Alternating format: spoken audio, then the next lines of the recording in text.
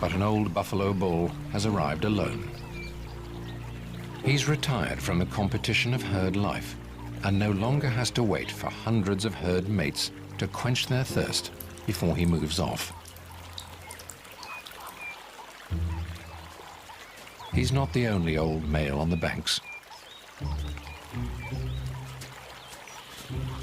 The warthog boar's huge facial lumps are testament to his age.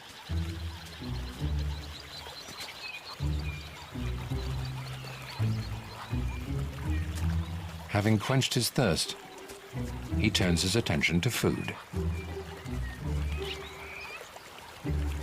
Green grass is hard to come by this deep into the dry season, and the warthogs seize the opportunity for a good meal.